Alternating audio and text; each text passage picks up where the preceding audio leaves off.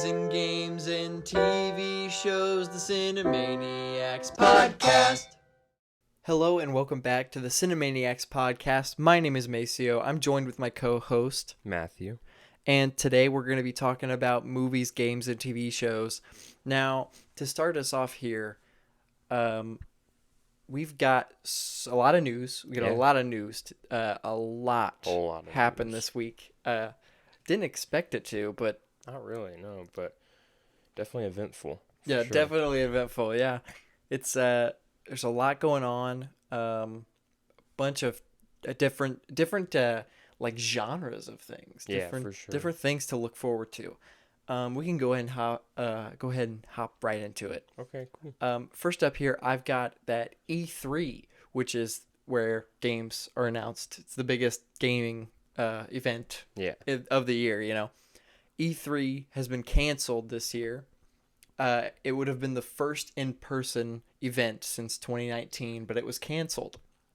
And they don't have a date yet of when it's going to happen. So, don't know. It'll probably be online eventually. I mean, they got to announce new games. You know, there has to be some way to... some online version or whatever that they'll do to announce new games, I'm sure. Exactly. That's interesting, though.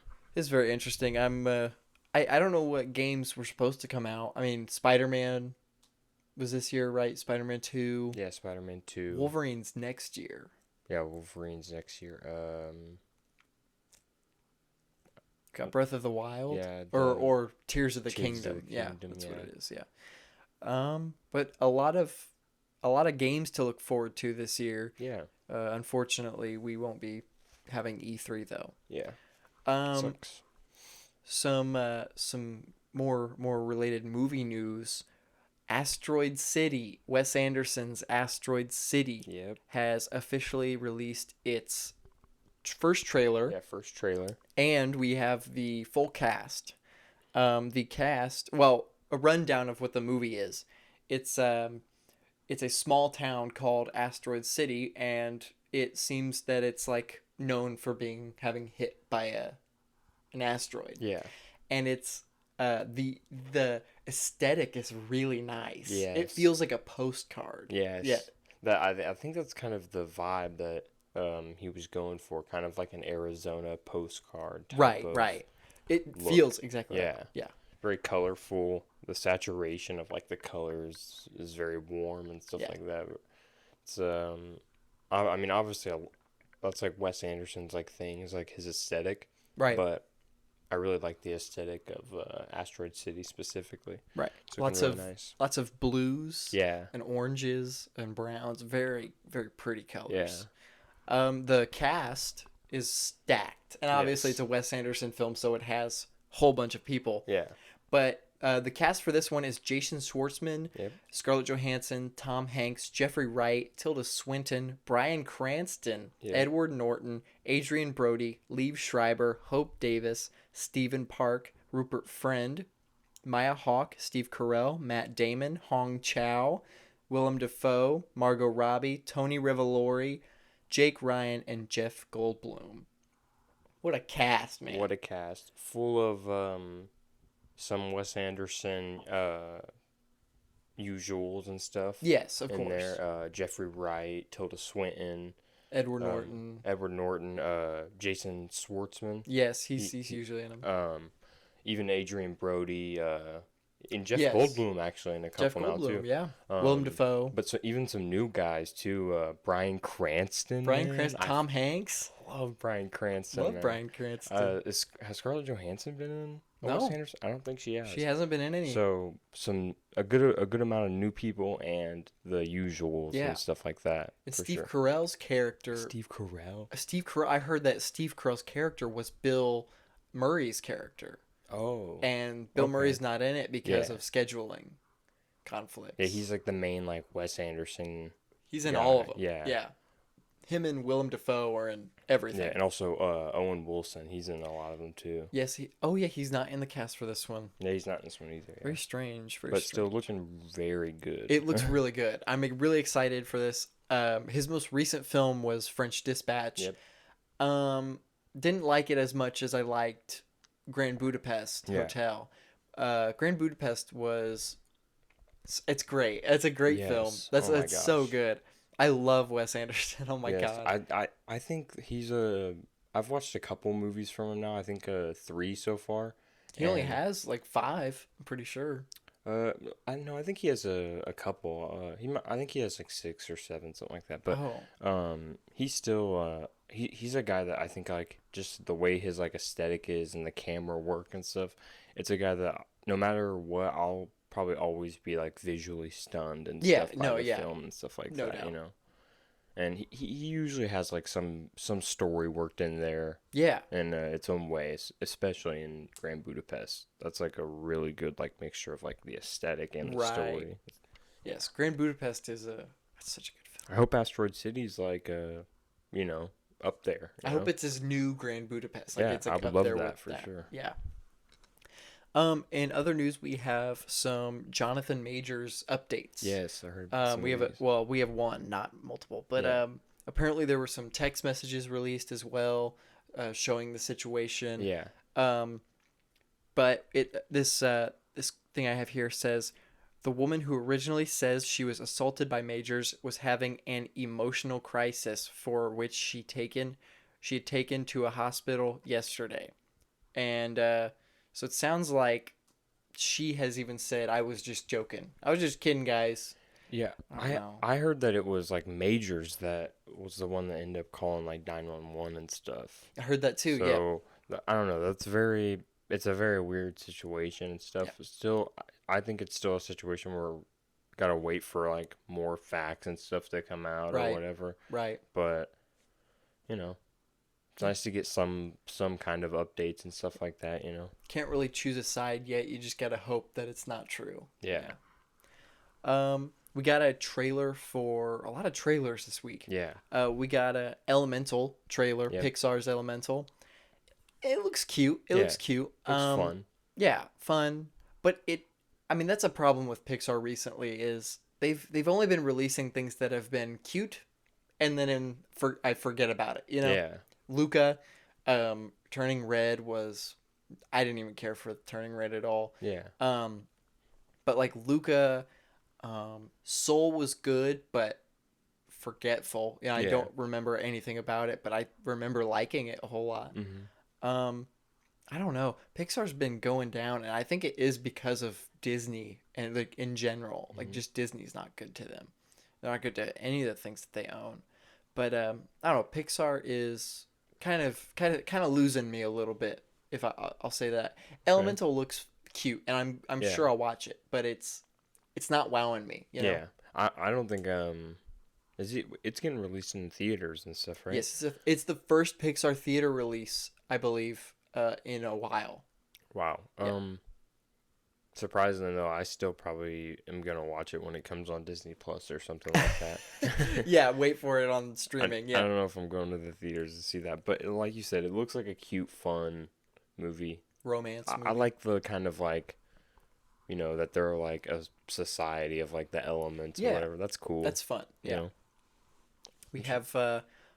Have you seen Scott Pilgrim? No, I have not actually. Okay, first of all, it's a big movie I gotta watch. All right, we're gonna stop the podcast here, and you're gonna watch Scott Pilgrim. That's one of my favorite movies of all time. Yeah, that's a 10 for me. Yeah, they announced the cast for the new anime, which is based on. It's gonna have more story than the movie had. Yeah. The entire cast of this show is the exact same as the movie. Bro, I saw the cast basically the entire cast of the movie, bro. Dude, that's a star-studded movie, bro. It is, especially now because like some of the people have like gotten more popular. Chris Evans, when this movie came out, wasn't even Captain America yet. Yeah, bro. It's a crazy good cast. Brie Larson's in it. Brie Larson. Aubrey Plaza. And bro. Anna Kendrick. Yeah. Kieran Culkin. He's in Succession. Huge cast. You know, obviously Michael Cera. Obviously. Yeah. And even Mary Elizabeth Winstead, who plays Ramona Flowers, she has gotten bigger since that movie. I'm definitely definitely think I'm gonna watch the movie in preparation for this anime for sure. So good. It's what it is an anime, like the best anime movie. It's not even like the original comic books aren't manga, but it has a very anime feel to it. Scott Pilgrim is definitely the best live action anime movie. Okay. Did you have any news? Yeah, so I got some movie news. This one is the writer of Taxi Driver, Paul Schrader.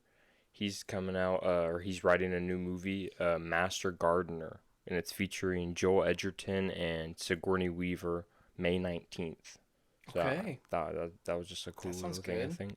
Adam Sandler is working with the Safdie brothers this summer. Begins filming this summer for their next film together, the Adam Sandler and the Safdie Bros. And Megan Thee Stallion apparently is going to be in the movie as well. Bro, we don't need to cast singers in acting roles all the time. Apparently, the film is set in the sports memorabilia world. Ben Affleck is in early talks to star. Oh yeah, Ben Affleck is in talks to star in that film as well with Adam Sandler and the Safdie brothers. Honestly, that's a pretty cool actor director casting. I like Ben Affleck with the Safdie bros. I think that will fit in pretty nicely. Yeah, that flows pretty well. Martin Scorsese's Killers of the Flower Moon will obviously release in theaters October 20th before coming to Apple TV. And apparently it's reportedly going to be 4 hours long. 4 hours. Or at least near 4 hours long. You need to take a whole day to watch it. So, yeah, that's going to be interesting. Ana de Armas has reportedly joined the cast of Michael Mann's Heat 2, featuring Al Pacino, Adam Driver, and Austin Butler. Wow. All expected to star. So Heat is it's a big 90s action movie. Yeah, I need to watch Heat. I need to watch it too, but it has Al Pacino, De Niro, Val Kilmer in it. Wow. Directed by Michael Mann, and obviously this is going to be the sequel. Yes, that's exciting. Yeah. I put this down. New films from Martin Scorsese, Denis Villeneuve, and David Fincher all releasing within 3 weeks of each other this year. That's going to be a good month. Yeah. That's a great... Oh, I can't wait. Yeah, that's going to be great. Ari Aster's next film will most likely be a Western. Oh, and Joaquin Phoenix is set to star in that again. That's awesome. Yeah. And they're doing Beau is Afraid together, right? Yeah. So it'll be back-to-back for them. But the main thing is Ari Aster is... apparently, Beau is Afraid is going to be his last horror film, at least for now. Okay, because he's only made horror films kind of now. Yeah, Hereditary, Midsommar. Yeah. And I guess the Western is going to be a different change of pace for genre for him and stuff like that. So that'll be interesting. That's exciting. Yeah. Well, moving on now to some Marvel news. We got a whole lot of Marvel stuff. Let's get it. Let's start off with. Let's start off with some business-related news with Marvel. This came at a shock to me. I'm not gonna lie. Ike Perlmutter, who it was the chairman of Marvel Studios, has been fired. Now, why is this a shock? You might be asking yourself right now, looking into my eyes. Mm-hmm. It's because I thought he was fired a long time ago. Ike Perlmutter, for those of you who don't know, probably a lot of you, Ike Perlmutter was the former CEO. He was Kevin Feige in 2008, 2009, all the way up to 2012, I think. Wow. Yeah, it wasn't until recent, or Iron Man 3. Yeah, Iron Man 3 and Thor the Dark World was the last time he was in charge. Wow. He has stated many times that the reason there wasn't a Black Panther movie or a Black Widow movie or any female or black-led superhero movie is because here's the black-led hero movie. He said that they all look the same. These are real things that this man has said. He said nobody wants to watch Black Panther because all black people look the same. Bruh. Awful thing to say. And he said nobody wants to watch women do things that men can do. Bro, what? Yeah. So that's the reason we didn't get those movies till now. That's Horrible. crazy. I thought he had been fired a long time ago. And when they said he's been fired, I was like, what? I thought he was already fired. And he's done some, I mean, there's a whole lot about this guy, awful things behind the scenes outside of Marvel. Yeah. There's a really creepy photo of him and Donald Trump together. Oh. It's very ominous. It makes a scary noise when you look at it. It's very odd news that we're just now getting that doesn't affect anything. Yeah. Yeah. Very interesting. And strange at the same time. It is very strange. But on to some actual Marvel news that's actually about the stuff we want to see. We have a whole bunch of Secret Invasion. I'm excited. Secret Invasion looks like it's going to be really good. We got a release date. It's coming out June 21st. Yep. We got a trailer, which we'll talk about. Yes. And Emilia Clarke has been confirmed as one of the villains. She's a villain. Yeah, she's Talos' daughter from Captain Marvel. Okay. Oh, yeah. Okay. Gia or whatever. Yeah, I think her name is Gia. Right. So those are all very nice pieces of information that we got. We got a release date, some casting news, and but the trailer looked good. Yes. It's very espionage thriller. Yeah. It brought back an aspect of like the Winter Soldier kind of vibe and stuff that a lot of people, basically everyone, loved from Marvel, the crime thriller aspect and stuff like that. And it's even going kind of bigger than that because it's it's like that worldwide kind of, it's literally a secret invasion, It is, so like, it's a bigger scale and stuff. Right. And obviously it's following Nick Fury and stuff like that. That's very cool, all going to be really dope, I'm sure.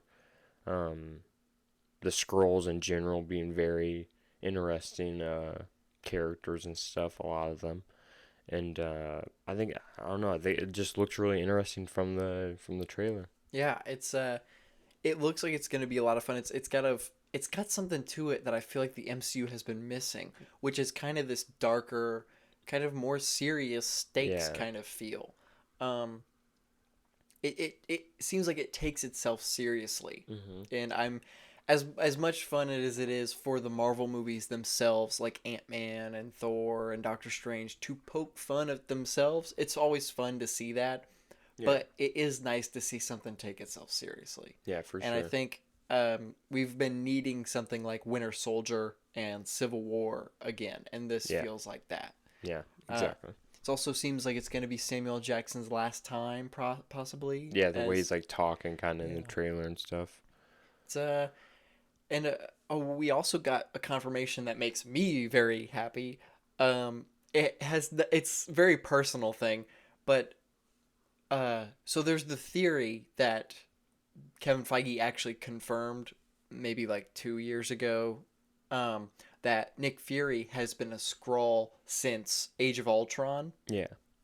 I hate it so much because that takes away so much character growth and character moments and just emotional beats that they take away from this character. Yeah. And I hate that so much. And in No Way Home, or in Far From Home, they confirmed he was a Skrull in that movie. And so, we all started wondering, well, how long has he been a Skrull for? Kevin Feige said since 2015 in Age of Ultron. I didn't like that, so I did not believe it. I just decided my own headcanon. Nope, he's not. No Way Home confirmed technically that he'd only been up there for about 8 months. Yeah. However, that was still enough time for me to be like, well, maybe he didn't go to Tony's funeral still. Maybe he didn't make it to it or whatever. Yeah. And that's what I really want. I really want to look at that scene and go, that's Nick Fury, not, oh, that's a Skrull. Yeah. Some dude that didn't know Tony. You know? But they have confirmed, Samuel Jackson has confirmed that Nick Fury, the whole reason he's in space to begin with is because of Tony's death. It's because it shook him so hard that he had to leave the planet. Yeah. That's really nice. That's a good touch. It's very nice. It's going to make me, next time I watch Endgame, I'm going to cry harder, Yeah. that's just a nice thing for me specifically, or anybody who didn't really like that theory. Yeah. And I'm just very happy about that because now I can watch the movies and be like, oh, now I don't got to worry. Now I don't make my own thing up, you know? Yeah. Anything you wanted to add on to that? Nah, that was just a really good tie-in, to, that would be kind of taking away a lot of the emotional value and character growth and stuff if he was a Skrull the entire time. So definitely a good decision to, confirm that he was there for a lot of the emotional growth moments and stuff. That makes me very happy. We got some Wonder Man news. Demetrius Gross is going to be playing Grim Reaper, who is the villain of the special or the show or whatever it ends up being. Yeah. He's going to be the villain, and he is Wonder Man's brother. Okay. And that's very exciting because Grim Reaper is a character I really enjoy. He's literally a dude with a giant scythe as a hand, okay, like Razor Fist in Shang-Chi. Yeah. Okay. Kind of like that. We got Karen Sony and Leslie Uggams are confirmed to be back in Deadpool 3 as Dopinder and Blind Owl. Oh, okay. That's something I was kind of worried about. Yeah. I was kind of worried. Karen Sony had come out and talked about how he hadn't been approached yet to join the movie. Yeah. So this news is very nice. Yeah. Confirmed. Very good tie-in. Yes. And stuff. Yeah. Yeah. More Deadpool news. Yeah. Succession's Matthew McFadden. Yeah, he plays Tom on Succession. Yeah. Okay. He has joined Deadpool, and the description of his character is very interesting. His description of the character is he's going to be a third wheel to Deadpool and Wolverine, which is really funny because we thought Owen Wilson as Mobius would be the third wheel. Now I'm thinking Mobius might be more of a cameo type thing. Yeah, maybe Mobius is sets them kind of on their journey, kind of. It's fair. And then Tom from Succession's character, gets is like it says their third wheel, kind of. Yeah. Along for the adventure. Honestly, he's a pretty good casting. He's a really funny guy. On Succession, specifically, there's a lot of characters that are kind of serious a lot of the time, and he's Tom's pretty stupid, but he wants to be taken serious. Right. So it's pretty funny, and he's definitely gonna mesh well with Ryan Reynolds and Hugh Jackman and that stuff. Sounds good. That humor and stuff. I think he'll definitely mesh well with that. That sounds fun. I wonder who he's gonna be playing because I don't know. I don't know a whole lot of Deadpool characters. I figured out who. I was hearing he was gonna be a TVA agent of some sort. Yeah. Yeah. I think I just figured out who it is. Okay. Because I was I literally in the midst of my I don't know who he's gonna be. I thought of who it probably is. Okay. I think he's gonna be. You might not even know who this is, but Hydra Bob, who in the Deadpool comics is a Hydra agent who is really stupid and really a good person, and is only on Hydra because he was enlisted or something, or he didn't know what it was. Yeah. And he's literally Deadpool's sidekick, and he's just a dude. Okay, yeah, bro, it's probably definitely him. Especially since he's Deadpool's sidekick. That makes sense for him to be the third wheel. Yeah. Yeah. They made a reference to him technically in the first Deadpool movie, at the final fight when he's killing all of Ajax's guys. Yeah. He stops at that one guy and goes, "Bob," and he pulls out his mask and he's like, "Wade," and that was supposed to be their Hydra Bob because they didn't have the rights to Hydra, so they couldn't use Hydra. Yeah. So, but that's a reference to him, and this would be great if it's the same character, but in the main MCU is a Hydra agent. Yeah. So I think that's probably who he's gonna be now that I'm thinking about it. Yeah, that sounds pretty accurate. Yeah. We got the rest of this that I have is Captain America and Daredevil kind of stuff. Captain America, we got a bunch of set photos. Yeah. We've got what we've got? We got Tim Blake Nelson. He's got green arms, but he's got normal face, Mm-hmm. So he might be in the process of changing. Yeah. We got our first look at Harrison Ford as Thunderbolt Ross. Now, don't get too excited. It's literally just him in like a suit and tie. Yeah. They didn't even give him a mustache, and I don't know if that's like just based on the photo that we saw, like he didn't have one on at the time. I'm hoping they'll give him one. Imagine they CGI one on. Like Henry Cavill, like the opposite. They CGI on a mustache instead of off. Yeah. That's hilarious. But I hope it's kind of like a big part of his character, honestly. It's the mustache. Yeah. You know, it's like the big, bushy general mustache. Yeah. For sure. I hope they give it to him. It's just put a little prop on there. You know, he doesn't have to grow one. We got some set photos. We got this is the big one. Betty Ross. Yes. We got Liv Tyler as Betty Ross is back. Yep. This means now, technically, this means that every single big character from the Incredible Hulk has now returned. Yeah. That's my favorite thing in the world, because the Incredible Hulk, while not perfect, it's not a perfect movie. Yeah. I love it as an MCU film, and I hate when people are like, yeah, I watched the MCU movies, but I skipped over that Hulk movie. And then you didn't watch all the MCU movies. Yeah. You didn't get the full scope, you know? And I just love that Marvel is now basically telling people this is important. You have to watch it. Yeah. And I love that. For sure. Now, to be fair, they have not brought back Ty Burrell's character from The Incredible Hulk, who was Betty's boyfriend. Yeah. I thought he was just, for years, like literally up until like a couple of days ago, I thought he was just her boyfriend. I thought it was just a character that was made for the movie, her boyfriend. Yeah. I found out that his character is one of the biggest Hulk characters, and I've been waiting for him to be introduced, and I'm like, when is this guy going to be introduced? Found out he was introduced in the second movie. Yeah. He's Doc Samson, which I don't know if you know who Doc Samson is, but he's a psychiatrist that basically got gamma radiation, and he became really strong. Like he's huge. He's got long green hair. He's got this orange like vest suit. And I found out just the other day that Ty Burrell's character is this character, and I was blown away. I was like, "What? Wow! No way!" Now they got to bring him back. So yeah, I mean, might as well. I like everyone's calling Captain America: New World Order a Hulk movie in disguise. It is. I mean, bringing back all the Hulk characters. Feels like one. Every single old Hulk character's in it. It's good that they're showing them love and stuff, though. It is. And I know Hulk is specifically a character, and set of like all the characters kind of around the Hulk and stuff is a group of characters that like a lot of people feel like have been, and kind of objectively kind of have been undertreated and underappreciated in the MCU thus far. Yeah. I'm really excited and happy that they're bringing all these guys back. Yeah. It is weird that it's in a Captain America movie, but yeah. I mean, even if there's small cameos, for like Betty's probably going to be a cameo. Yeah. Harrison Ford, I guarantee will be bigger in Thunderbolts if he's not that big in Captain America. But Leader is obviously the main villain. They've confirmed that. Yeah. So I don't know. It's a little strange, but I am happy nonetheless that they are bringing back these characters. Also, while giving Sam Wilson his own solo film. Yeah. You know? For sure. Very nice.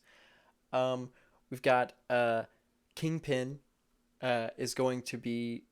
The rumor right now is that Kingpin's arc over Daredevil will span through the Daredevil Born Again show, Echo, and Spider-Man 4. It'll span across all three things. Yeah. I'm hoping it culminates in Spider-Man. For sure. Yeah. That would be... I think that makes a lot of sense because obviously Spider-Man is like the one with like actual like... Well, Daredevil has superpowers kind of too. Yeah. But Spider-Man like has like super strength and stuff. He's got superpowers, yeah. Yeah, so it's like... That would make sense for it to be the culmination of that. And we also haven't gotten people. So there's definitely some people that don't even know Kingpin as a Spider-Man villain as well. I know. So that will be something very exciting to explore on the big screen and stuff. And even seeing Vincent D'Onofrio's Kingpin on the big screen. He's only been a TV character. I mean, seeing Charlie Cox as Matt Murdock in No Way Home on the theater screen it honestly felt weird. Yeah. But it was awesome. And I can't wait to have that same feeling with him as Daredevil in suit and with Kingpin, with Vincent as it's going to be awesome. And I don't know why, but I just feel like Tom Holland, Spider-Man, Vincent D'Onofrio, Kingpin will probably make some like pretty cool scenes together, some pretty good fight scenes and stuff like that. I can't imagine it not being cool. I feel like that would be pretty dope. Yeah, some of the best like hand action. Yeah, I honestly definitely going to be. I'm definitely hoping for a more like fist fight kind of fight, you know. And Fisk is a guy kind of like Green Goblin that Peter can go like hard on. Yeah. He doesn't have to pull punches, you know?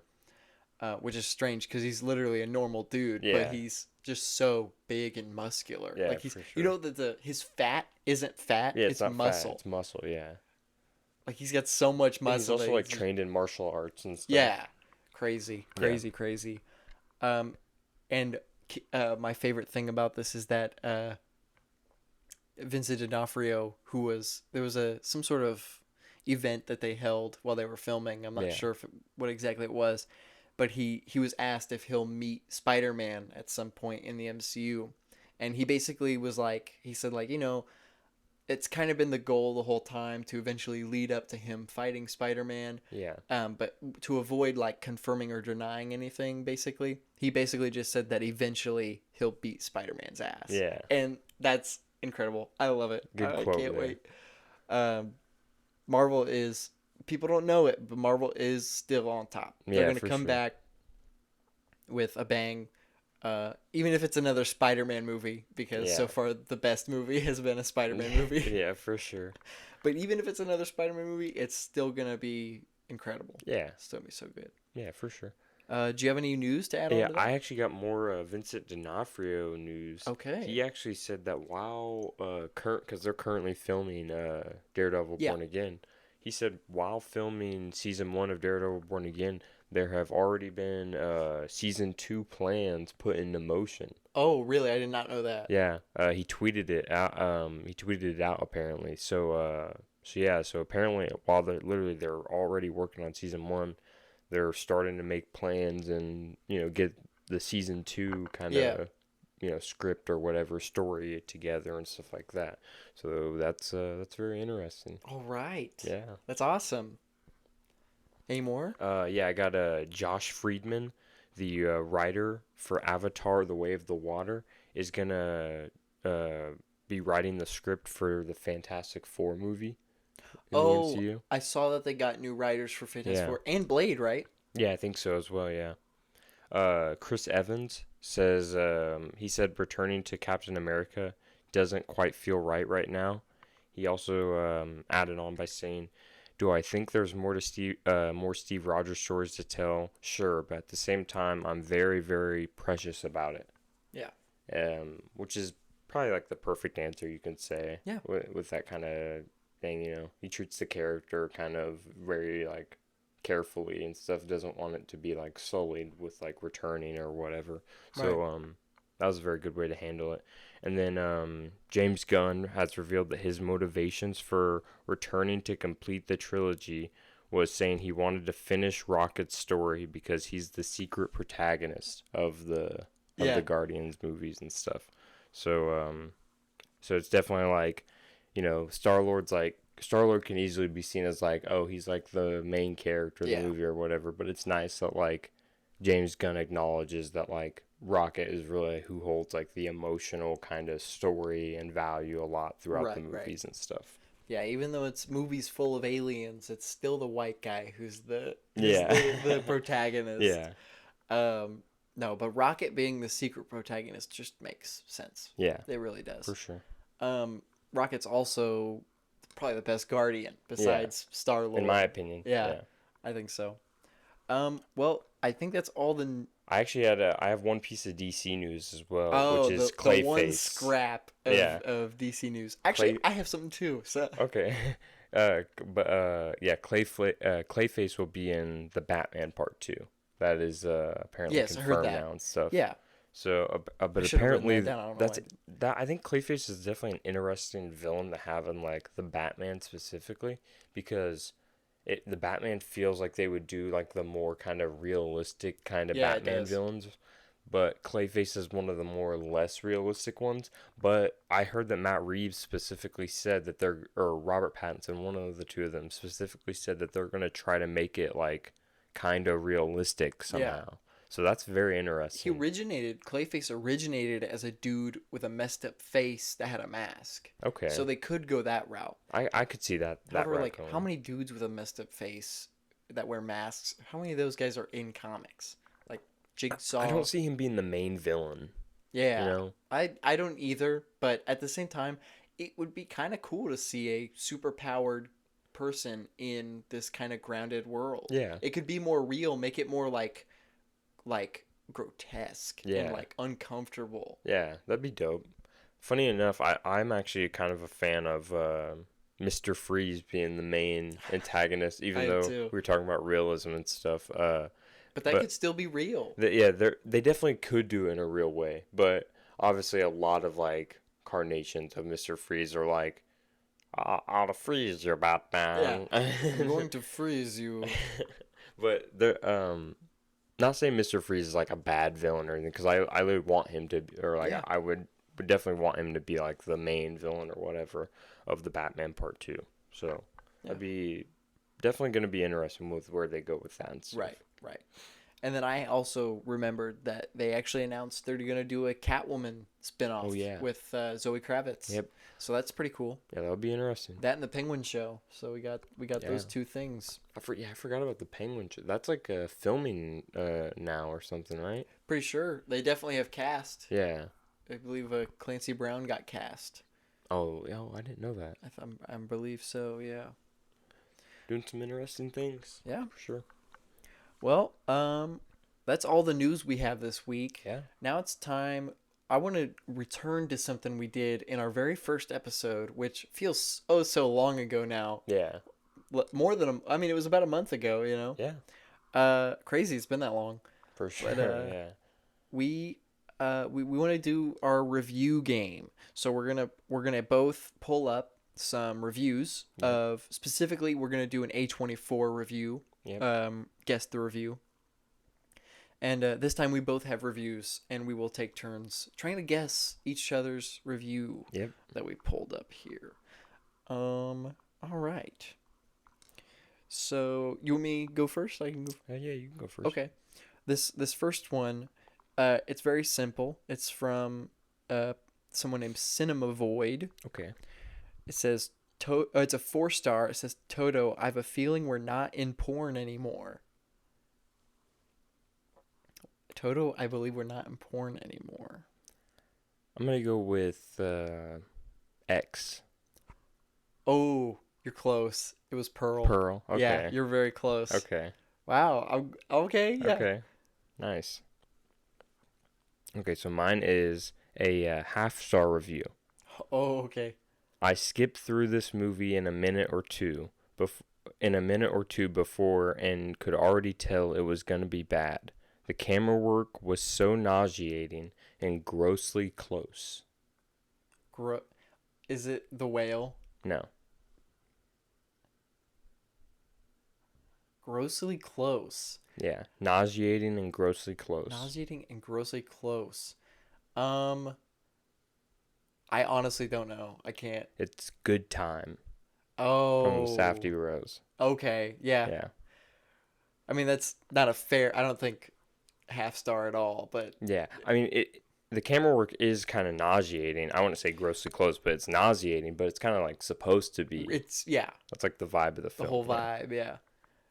My next one is a 3-star from Adam Bolt. It says, spent the whole time waiting for Kevin James to show up, not gonna lie. Kevin James did a funny little video about Adam Sandler's award thing too. It was funny. Kevin James to show up. I don't know. It's honestly really simple when you think about it. Dang. Waiting for Kevin James. Why would Kevin James show up in this movie? I don't know, man. I'm just gonna say Hereditary as just like a throwaway answer. Uncut Gems. Uncut Gems. Because Adam Sandler. Yeah. Dang, that was a really good one, yeah. Sometimes you forget what's an A24 movie. Yeah. You really do. I did, like, when I was researching, like, I looked up, like, what's all A24 movies, their, like, entire catalog, bro. There was a lot of, like, surprising ones, especially the Safdie Bro films. I didn't really realize those were A24 movies. Uncut Gems and Good Time. I didn't really realize that. Mm-hmm. But they are. Yeah, they are. They are. Okay, so my next one is another half star. And it's, this person says, I like the filming, but that's about it. Pretentious, artsy-fartsy shit catered to pretentious people. Okay. So artsy-fartsy. Artsy-fartsy. Okay. Is it The Lighthouse? Yep.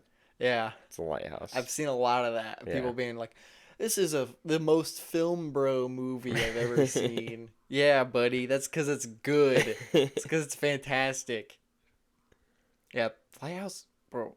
People, I do not understand how people can crap on it so bad. Yeah, I don't get it. I mean, I get it if you're like, I didn't really like it. It was too weird for me. Yeah, I can understand. Yeah, like it's too weird for me, or it's like not your movie or whatever. I definitely understand if it's not your kind of movie. But I don't get like going, oh, it's made for pretentious people. If you like this, you're a douchebag. Yeah, exactly. like awful criticism. Like, yeah. What? Literally criticizing people that like the movie, the kind of person they are or whatever. Well, this one is from Saya Oren. Okay. It is a 4.5 star. It says, perfectly captures the feeling of a long and melancholic summer. How can something so simple be so devastating? A long and melancholic summer.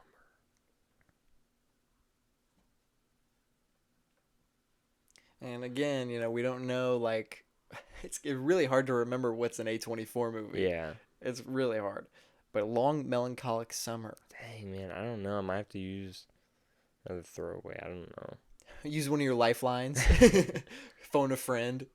Honestly, just because of the phrase of, like, the melancholy summer, I'll go Midsummer.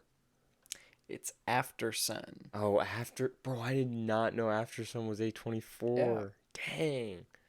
That makes sense, though. Yeah. That definitely makes sense. A24, all the movies at the Oscars this year felt like it was, like, all A24. Yeah, A24, yeah.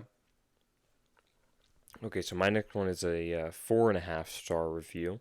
Okay. And it says, if anyone was ever crazy enough to wonder what a Joker meets the Wizard of Oz movie would look like, look no further. Joker meets with... Okay, so it's Pearl. Yeah. Yeah. Pearl. That's a good one. Yeah. Joker meets Wizard of Oz. Yeah, that's accurate. This one, you watched it a while ago, and I don't know if you'll even remember it because of how you felt about it, but you might.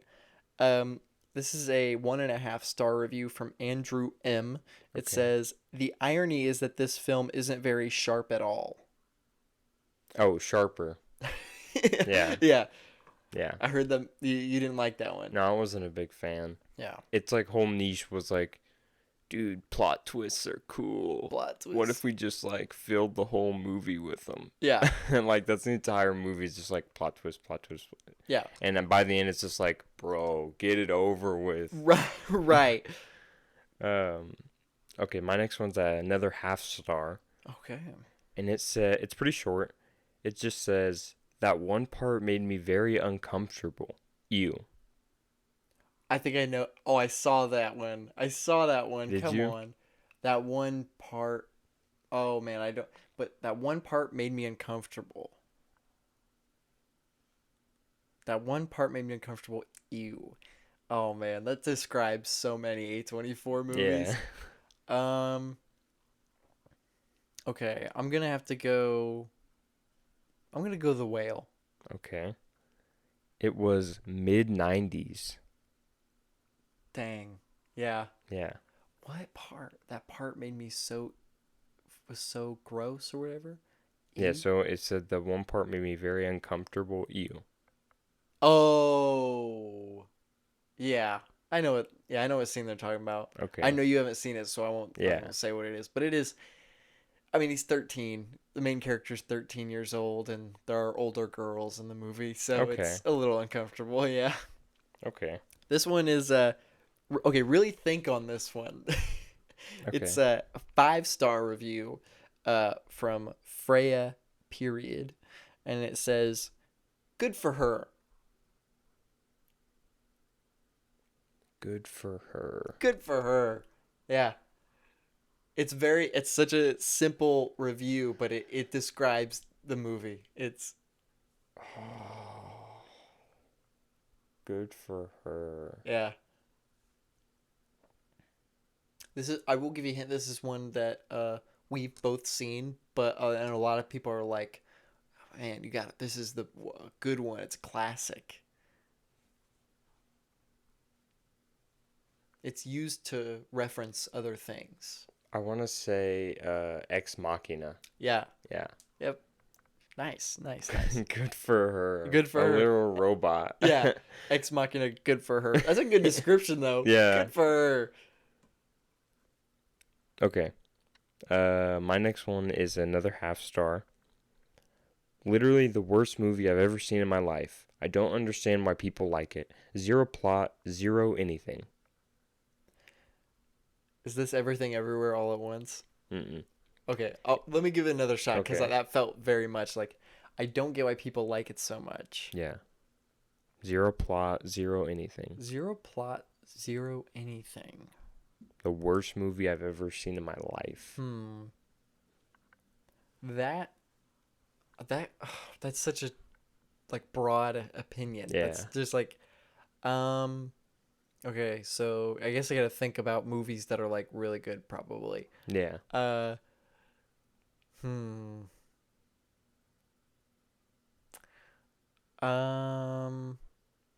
Man. Okay.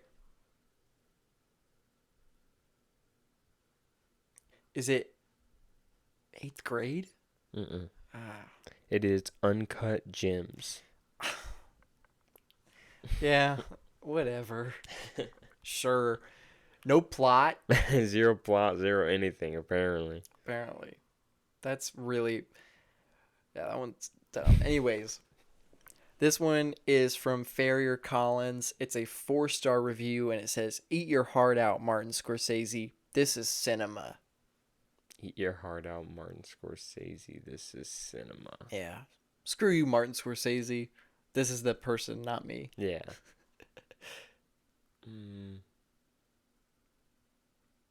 Eat your heart out.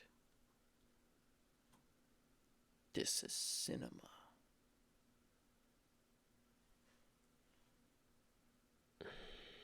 Yeah. Eat your heart out? Eat your heart out, Martin Scorsese. This is cinema.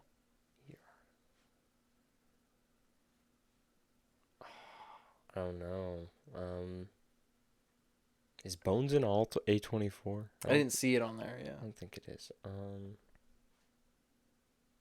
I don't know. Is it like a movie he's like publicly like dissed or something like that? I don't think so. No. I'll just say Everything Everywhere. No. Okay, it was High School Musical. I had to bring it back. It's cinema. Your turn. That was good. Okay, I got another 1/2 star review. It says, "If you enjoyed this movie, no, you didn't. Incredibly sexist and boring as hell. Please stop making feminist movies where female characters don't interact." Stop making feminist movies where female characters don't interact. Oh, man. Incredibly sexist and boring as hell. Wow. What, I don't know. What, like, an A24 movie that's based around... I mean, I wouldn't be surprised if there is one. They don't interact.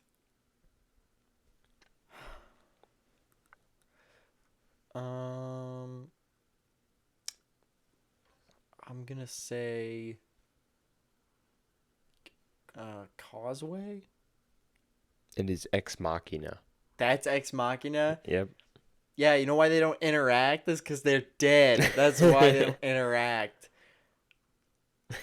That's like, I mean, yeah, it is kind of like feminism. It is like strong woman, but yeah, there's more to it, yeah, you know? there's a lot more to it. It's also men in, like, kind of like a men in general, like how certain men are in relationships. It's also like technology. Yeah, like a sci-fi kind of dystopian kind of, That's a, I mean, yeah, that makes sense, but that's not, no, that's not the point. The whole point is that she rises above. And they also said, if you enjoyed the movie, no, you didn't. No, you didn't. I did. I'm pretty sure I enjoyed it. Yeah. Okay. This next one is, don't worry, it's not High School Musical. Okay. It's okay. So it's from. Oh, it's another one from this person, Saya Oren. I didn't even know that. It's 4.5 stars, and it says Head Snatched. Head Snatched. Oh, Hereditary. Okay. Yep, that's it. Yep. Yeah. I like those fun ones that are like, they give you a little hint, but it's just fun. Yeah. Yeah, that is fun. Okay. My next one's 1 star, and it says, maybe if you've only seen like 50 movies your entire life, you might find something interesting in this, which is totes fine, just certainly not for me. Maybe if you've seen like 50. Okay, so this is probably like, this is like a movie that people are like, this is so good. It's so good. Like a lot of people like, probably. Maybe. I don't know. Yeah. Is it Everything Everywhere? Yep. Okay, yeah. Yeah. Maybe if you've only seen like 50 movies. Yeah, maybe if your watch list is only like 10 movies, you liked it. No, that's not true. I've seen way more than 50 movies. I think. This next one says, it's from Kathy. It's a 3.5. It says, this was so scary. Thank God Sweden doesn't exist in real life. Midsummer. Yep. That was good. Yeah, that's a good one. Okay, my next one's 0.5 star. Pretty broad and simple. Just simply have nightmares because of this one. Okay. That's the review? Yeah, have nightmares because of this one. Hereditary. Nope. It's Midsummer. That's Midsummer? Okay. Yeah. I still haven't seen Midsummer. I gotta watch that. Okay. This one is from Nicholas Farron. Okay. And it's a 5 star. And it says, my parents said, "What was that?" at the end of this film. So I feel like it did its job to great effect. What was that at the end of the film? What was that? So I'm guessing like a weird movie. Like a weird, probably, yeah, something like that. Something you might not. Some people might go, "What was that?" after. Yeah. And it did its job to great effect. That's kind of what it was going for. Oh, I'm gonna go The Lighthouse. Yeah, it's The Lighthouse. Okay. Yeah. Yep. That makes sense. Yep. Especially towards the end, there's like a lot of weird shit that happens at the end. The ending is definitely, what did I just watch? Yeah. Okay, that was pretty good. Okay, so I got another 0.5 star review.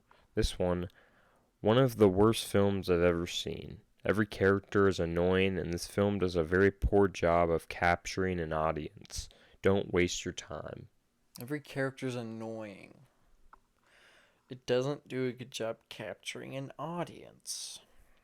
Don't waste your time.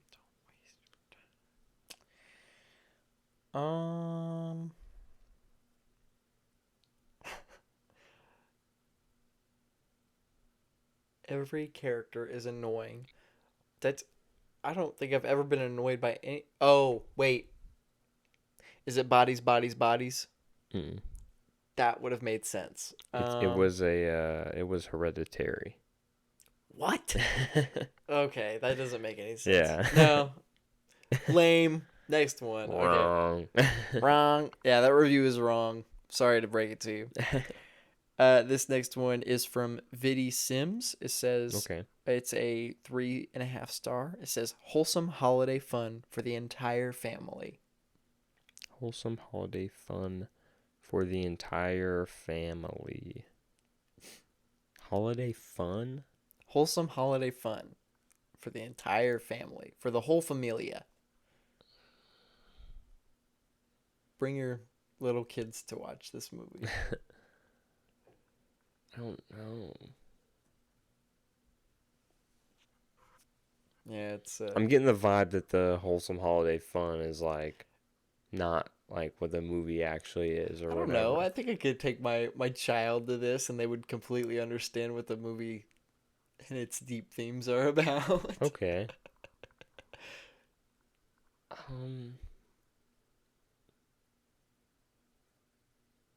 don't know. Everything Everywhere? No, it's The Whale. Oh, The Whale. The Whale. No, don't take your children to see The Whale. Yeah. Do not take your children to see The Whale. Please don't. Okay.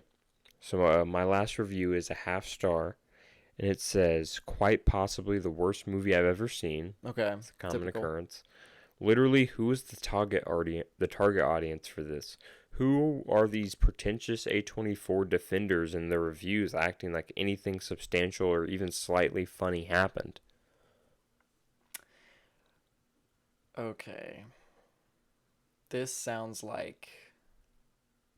Okay, so it's clearly someone who hates A24. Yeah. But who are these pretentious A24 defenders in their reviews acting like anything substantial or even slightly funny happened?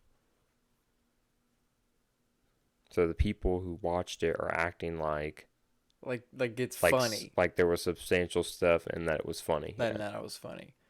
Okay, this... I don't know. Is this Bodies? Mm-mm. Okay, wait. You've seen it. I've seen it? Yeah. Okay. It's funny. The only one that I can think of is that's funny is Everything Everywhere, but we already did that one. That's funny. I don't know. I'm losing on this one. It's mainly focused around a duo of actors, I believe. A pair of people. A duo. Yes. 3-word title.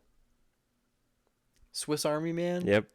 Swiss Army Man. Yeah, that makes sense. Yep, that makes a whole lot of sense. That's funny. I didn't think I was gonna say that, but I wasn't sure because I looked for it on there and it didn't say it was A24. Oh, so. I thought it was A24 because I don't know. I looked up and it said it was, but it probably is. I just didn't see it. Yeah, but it's definitely got to be an A24 movie. Yeah. It feels just like one. And with isn't it by the Daniels too? Or it's the Daniels, too? And yeah. It feels just like Everything Everywhere. Yeah. You know it's by the Daniels. Well, that was a good little game. That was pretty fun.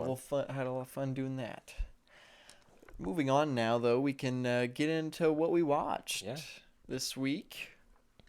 I'm inclined to believe you watched quite a bit. Yeah, I had a decent amount. Not all of it was good. But that's fair.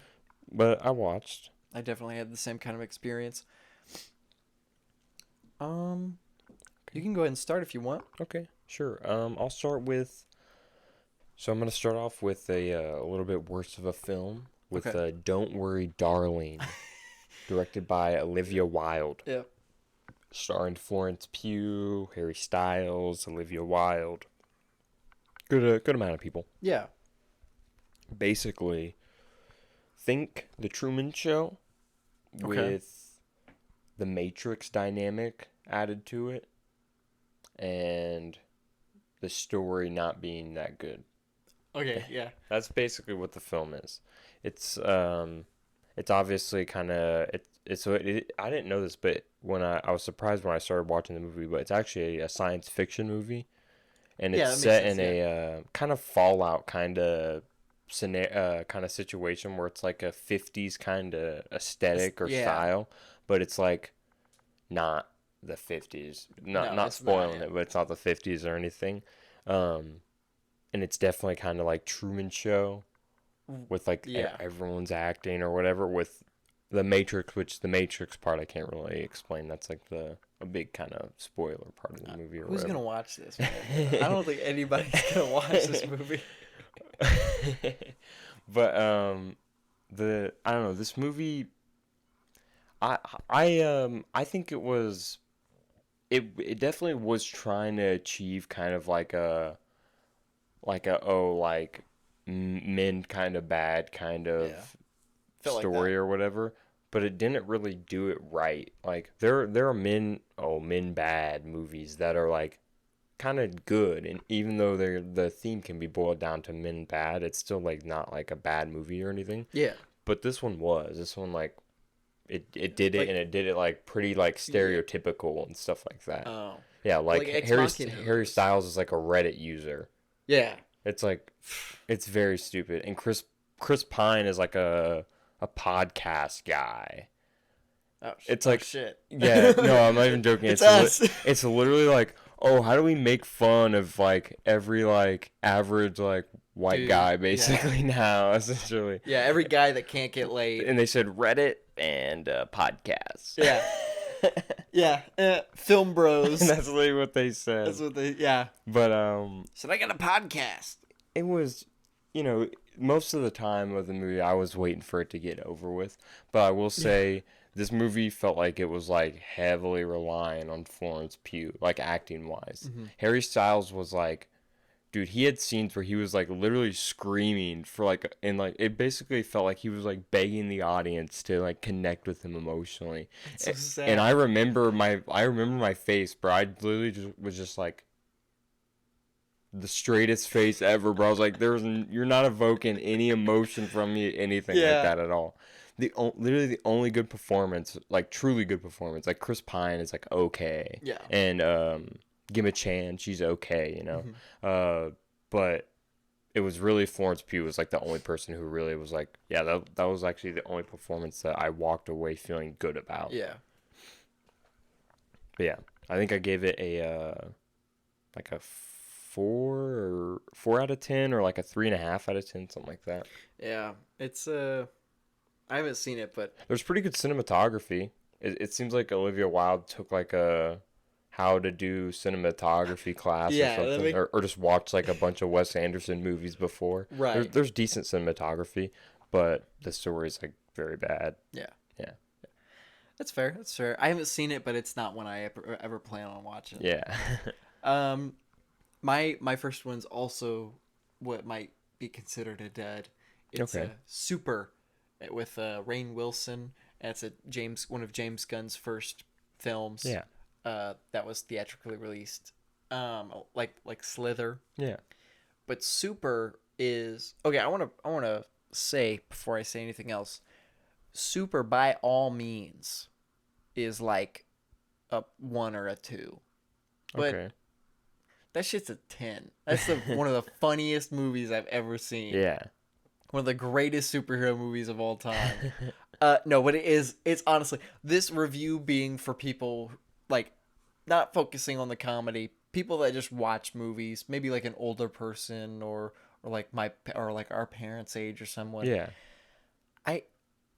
Bro, this movie's it's kind of bad. It's really bad. It's honestly pretty bad. Okay. It's now James Gunn is great at emotional beats. He's so good at emotional beats. But this movie it looks and was shot like a fan film. Like somebody whipped out their camera and just started filming. Yeah. It looks exactly like that. The effects are terrible. Everything's like awful, visual wise. Mm. But this movie is James Gunn. It's just not good. It's I would never suggest this to someone because it's not like for the average person. It's like for a James Gunn fan, you know? Okay.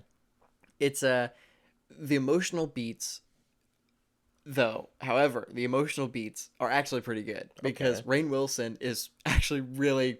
I actually was like, dang, I'm kind of sad for this guy. Yeah. You know, and it's so funny because to have that reaction with this kind of movie because it's so dumb all the way through. Everything is over the top, stupid. Yeah. And like edgy because that's James Gunn. Everything is so edgy. There are 2 rape scenes, by the way. Dang. One is played for laughs, and one is played as like serious. Dang. Yeah. The entire it's very edgy and it's very hey, look at we're doing things that are look over here, look at me, I'm doing bad things. I'm doing things that people wouldn't really like that much. Yeah. But it's Rainn Wilson gives a good performance. He's hilarious, and he honestly, the emotion kind of invokes something in me. I was like, dang, this guy's a sad character. Yeah. The ending is really good. The ending is really good because it's not what you expect. Okay. The cast is like, it's weird watching a movie that's shot like this have this cast. Yeah. Because it's Rainn Wilson, Liv Tyler, Elliot Page, Kevin Bacon, Michael Rooker, and Sean Gunn. Dang. Yeah, all huge names now. Like, I mean, they were some of those were big at the time. Like Kevin Bacon, obviously. Yeah. Kevin Bacon, Rainn Wilson, The Office had been on for 5 years. Liv Tyler, obviously. Yeah. Elliot Page had been in a whole bunch before. She even in the movie she like references X-Men, and so she's a comic book lover, and her the character of her name is what's Libby. Yeah. Libby is she loves comics and stuff. So Elliot Page really they play this character very very very well. Okay. It's a very fun. The character is insane, but the movie is not good, and yeah, I wouldn't. Maybe I would suggest you watch it, but not like my friends. Hey bud, go watch this. It's hilarious, but not to like a serious movie watcher. Yeah. Okay. Yeah. Okay. My next movie was Moonrise Kingdom. Okay. Which is Wes Anderson. Yeah, right? It's a Wes Anderson movie. Came out in 2012, I believe. Okay. Has a decent amount of like the Wes Anderson normals, like Edward Norton and Tilda Swinton and stuff, and has some newer guys as well too added to it. Some people who were newer at the time as well. Yeah. But it's it has the Wes Anderson aesthetic and charm and stuff, but it's also like the story. Okay, so the story centers around like basically, I think they're like 12, like two 12-year-olds basically, and they're like, it's basically like a romance story. It's like a sweet, like heartwarming kind of romance story behind like these like two 12-year-olds who, the main character, which is like the little boy, he has like a pretty like troubled like past or whatever that makes it kind of like emotional and stuff. But they're like little, I don't know, their little cute like 12-year-old relationship is really like well portrayed here, and I don't know, like the passion and stuff, the love that they have for each other. It's really cute. Nice. Despite them literally being like 12 and stuff. Yeah. It's still cute having them like, I don't know, just like really wanting to pursue this like relationship. And it is kind of like a Romeo and Juliet situation where like they're not like, a lot of the people on the island that they're on is like trying to like tear them apart or keep them apart. And it's pretty like nice when like, they do get together or whatever. Right. It's a pretty good story. It has Bruce Willis in it, and Bruce Willis is actually like given like a emotional kind of performance, like not like action hero Bruce Willis. Yeah. It's like a actually like story kind of to it, and it's really nice.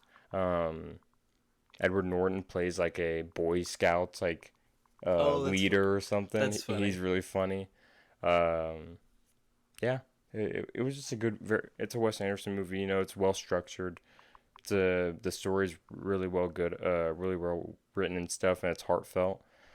I gave it like an 8 out of 10. It was a pretty good watch. What would you say is out of like the 3 that we've seen with Budapest and French Dispatch and this? How would you rank that? I would definitely Grand Budapest at the top at number 1, and then I think I have the French Dispatch maybe just slightly above Moonrise Kingdom, just ever so slightly, because they're both like 8 out of 10s for me. So they're both like just based on what you enjoyed more.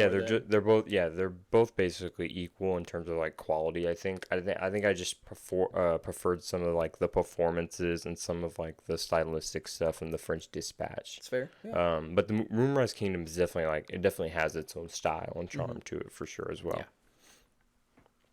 Yeah. I had Prey. I watched Prey. Okay. Which, if you don't know, for those listening, Prey is a prequel to Predator. Yep. It's I really liked it. I liked it a lot. I know what are your thoughts on Prey? I forget what you I honestly think I just off of like reading your review on it, I think I should rewatch the movie probably, but from my one watch of it I wasn't the hugest fan of it. I still liked it. Like it was an okay movie. I'm not really the hugest like Predator guy in general anyway. Either, yeah. I haven't watched like all of them, but I know I've watched the original a couple times, and then I've watched a couple of the spin-offs, and I know for sure I've watched Alien vs Predator at some point. But I was never like the hugest fan of Predator or anything. It was cool having the Predator and the and you know the prequel environment and putting them into the Native American setting and stuff. Yes. That was really dope. Pre-colonization. I remember the thing that I liked the most about the movie was like how it looked. I think like a lot of like the costume designs and stuff, specifically of like the Predator being like, you know, like the prehistoric kind of Predator or whatever, right? And all like the fights and stuff. I thought it all looked really good. I just wasn't a huge fan of, I don't know, the action parts, I guess, and like some of like the thriller / kind of horror sequences or whatever. Right. Didn't really like sit that like didn't resonate with me that well, I guess. That's fair. But still I still liked it. It's still, I think I would give it like a 6 or 7 or 6.5, something like that. Yeah. That's fair. But like I said, I wasn't a huge fan of Predator in general to begin with or anything like that. Well, the only one that I've seen besides Prey is 2018, the like the recent like requel or whatever. Yeah. Awful. Yeah, I heard that one was bad. Awful film. It's absolutely terrible. As a non-Predator fan, I did find enjoyment in it, but it's so bad. Yeah. I haven't seen the original. I need to watch the original. But comparing Prey to this one, incredible, amazing. I honestly really liked it because it's, even though I know I haven't seen Predator, I know it's army guys versus this alien Arnold monster. Schwarzenegger takes on the alien. That's what it is. It's Arnold Schwarzenegger versus alien, you know? And that's cool. I'll watch it eventually, and I'm sure I'll enjoy it. But this was an interesting aspect of taking this futuristic alien monster assassin who can lift literal bears above his head. He does it in the movie, lifts the grizzly bear above his head, and taking him into this time where weapons were sticks and stones, you know, like literally sticks and stones. Not like caveman sticks and stones, but bow and arrows, like hatchets. Yeah. By the way, the greatest innovation in weaponry ever is the rope around a hatchet. Yeah. Incredible. I want one, you know? It's like I need to make one now. But I really enjoyed, the story was simple. It's very simple. It's about a girl and her tribe wants to be taken seriously. They all see her as, you're not a hunter, you're a tracker. That's all. You know, you can track, but you can't hunt. Yeah. And the movie is obviously about proving people wrong. It's about showing her worth, proving her worth, and it's a great story. She, the actress that plays her, I think it's Abigail Mid-Thunder, something like that. She's really good. She's a good actress, and I haven't seen her in anything else. Yeah. She honestly needs to be in more things because I really enjoyed her. The fight scenes are bloody as hell. Yeah, I remember them being Predator, bloody, yeah. Really entertaining, gory stuff. The cinematography, man, is beautiful. The shots of mountains. Yes, and the landscape shots and stuff. landscape shots Yes. are gorgeous. The coloring, there's a lot of gray, blue, or like a gray, green, and like a greenish blue, kind of like teal Yeah. color.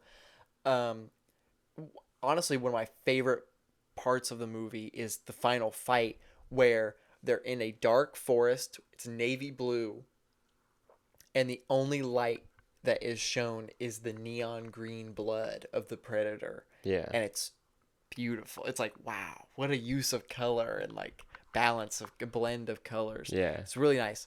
But the movie itself is entertaining. I was never bored. It's really short, which really helps. It's only an hour and a half, and that really helped it move along. Yeah. I will say it does take a bit to get up to them, to Predator versus it's like the humans and stuff. Yeah. Predator doesn't come until maybe like 30 minutes into the movie or something. Okay. But it's a really good movie, and I think honestly it's probably, judging on how the Predator movies are from what I know. I need to watch the first one because I know for sure that this opinion could vary based on that. Yeah. If the first one is more than just action movie, then I can take this statement back. But for right now, I think this is probably the best Predator movie because it has like a meaningful story, along with the good action. I think I need to watch the original too. I haven't watched the original in like literally like long time, like a long time. But I don't know. I think from what I remember of it, I'd say Prey probably has a better story than the original. But some of the action and stuff in the original, specifically, and some of like there's some iconic scenes and stuff in the original. Yes, obviously. where the dude is skinned and like, falls from the tree. Yeah. There's some definitely some good moments. That make the first even though Prey might be is definitely a better structured film than the first one. But the first one definitely has like its like charm to it and stuff that can definitely be appreciated for sure. That's fair. But I think I ended up giving Prey like a 7.5 or an 8 or something. Okay. I really enjoyed it. I honestly would probably watch it again. Yeah. Yeah. Nice. Okay, so my next movie is Once Upon a Time in Hollywood, the 9th feature film from Quentin Tarantino. This is one that I was very excited to watch because even though I'm a huge Tarantino fan, my first like 1 or 2 watch throughs of this, I didn't have the biggest impression of the film really. I thought it was good, but I didn't think it was like a Tarantino kind of movie in terms of like the quality, like because I at that time during the time when I had watched this, I had only seen Pulp Fiction. Like that was really like the only Tarantino movie I'd seen. So I was kind of judging it compared to literally like his best film. Right. That's so fair. Now that I've watched more and stuff and I've kind of gotten more introduced to his filmography, I'm literally like basically as introduced as you can be. I literally only have like one more film of his to watch, and then I've watched all of his. What's the final one? It's called Death Proof. Oh, came out I think in like 2008. It's literally like the most like unheard about Tarantino movie. Like no one talks about it at all, and it has Rosario Dawson in it as well. But for Once Upon a Time in Hollywood, what really didn't sit with me before is like I felt like it was really too long for like no purpose. Like it did like a lot of nothing in like 2 hours and 40 minutes or something like that, right? But now that I watched it, I kind of have a different view on it. It was definitely like it kind of felt like a surreal experience in terms of like the length of it, like because I really didn't think that the length of it like mattered at all this time, and it was crazy because like previously the length of it was like a big thing for me. It was like, oh, it was too long. Yeah. But this time that I watched it, it kind of felt like the 2 hours and like 40 minutes kind of breezed by. Right, like it didn't matter. Yeah, it kind of went by pretty fast, and it's a story obviously about a fictional actor named Rick Dalton, played by Leonardo DiCaprio. And his fictional stunt actor or stunt double played by Brad Pitt. and then the real life, or who was a real life actress, Sharon Tate, played by Margot Robbie. Yeah. And it covers kind of like obviously Sharon Tate was murdered by the Charles Manson cult and stuff like that back in like the 70s. And it kind of takes on that kind of like aspect of movie history and stuff like that, with like, because like the antagonists of the film, I guess you could say, the only real antagonists of the film are kind of like is kind of like a hippie cult, which is what Charles Manson, his cult was like a hippie cult. And this kind of, to me, this kind of felt like Tarantino does like a lot of revenge films. Like I think I said before that Inglourious Basterds feels like a Jewish revenge story. Yeah. Django Unchained feels like a slavery revenge story, like an African American. Yeah, like this one kind of feels like like literally like the revenge on like one of the biggest like murders basically in like movie history or whatever, which is, Sharon Tate's murder and stuff like that. And it feels like, kind of him just being like, yeah, these people were messed up. Because Sharon Tate, Margot Robbie in the movie, she's not even in the movie like a whole lot. She's literally just like, most of the movie is just like her like walking places or like watching a movie or something. And it's because like Sharon Tate, I'm guessing it's because it would be kind of hard to characterize Sharon Tate, like a literal victim of murder and stuff like that. It's kind of hard to characterize that person or whatever. But Tarantino kind of makes her like, characterizes her in really the only way that would be like kind of seen as like a good way to treat her, which is like just a positive person. Like she's really just like, she's literally just seen like listening to music, dancing and stuff like that, and being happy a lot. Right. Which kind of, I think that's like the point of her characters, because like it's like tragic that obviously she like dies and stuff like that. We know that it's actually like the movie itself doesn't show her dying. It's not about her dying, but it's something like anyone watching the movie will probably know.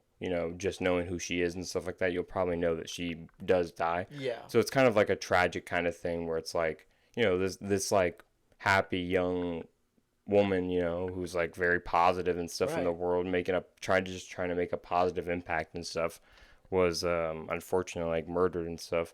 It's kind of like a tragic like undertone that the movie doesn't really focus on. Yeah.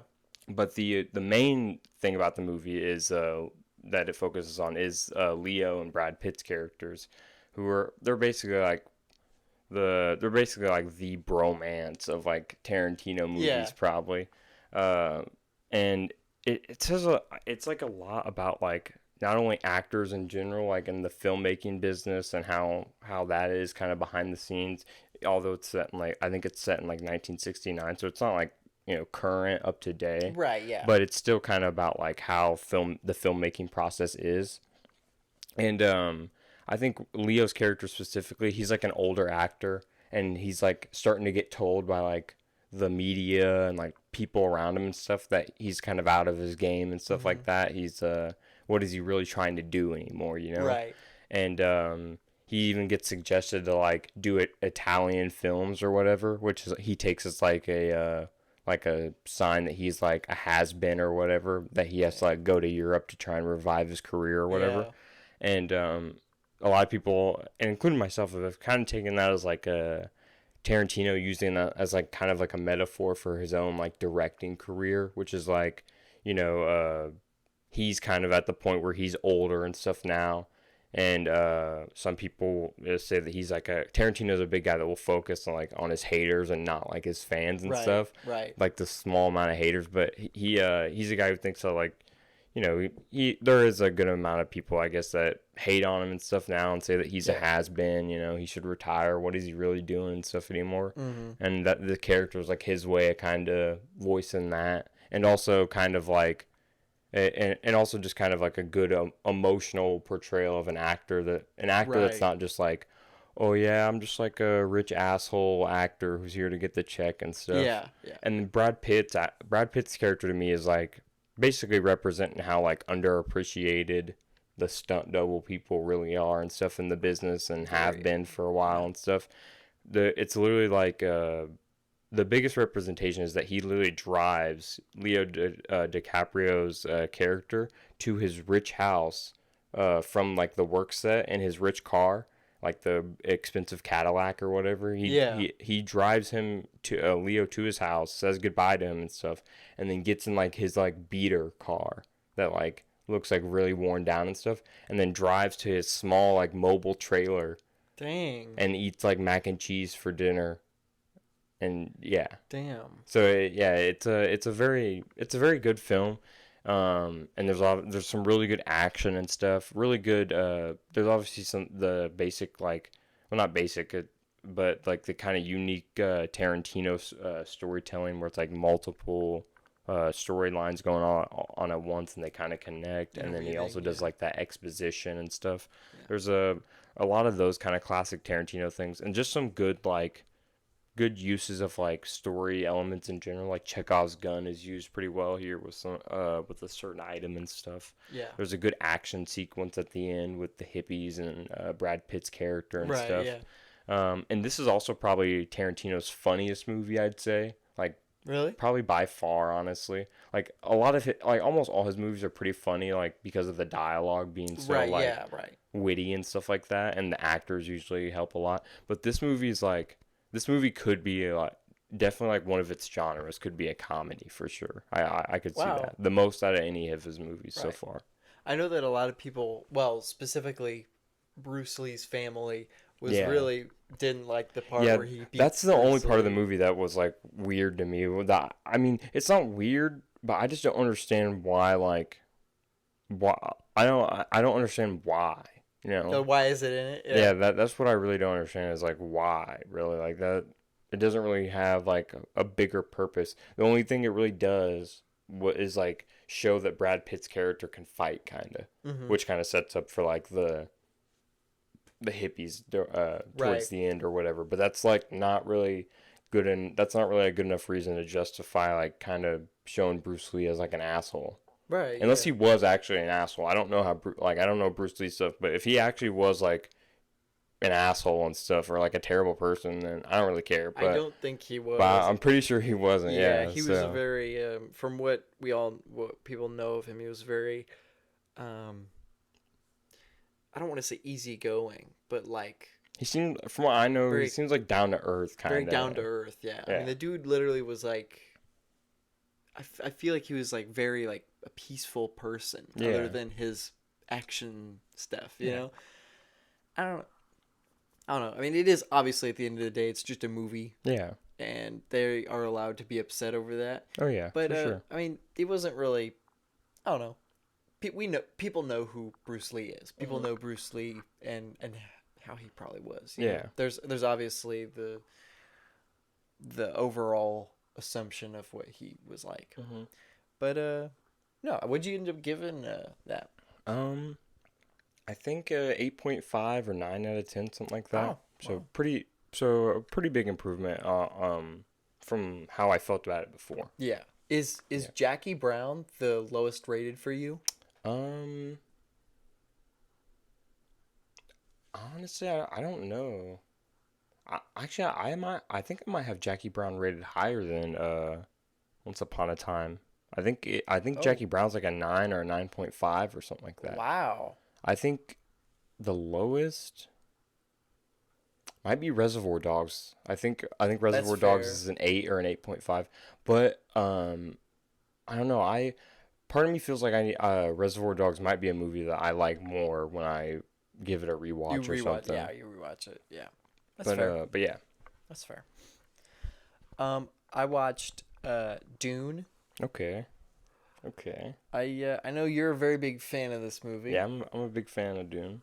And I will say I liked it. Okay. I did like it. However, it was nothing that was like wow, that was awesome. You know, I didn't freak out over it. You know. Yeah.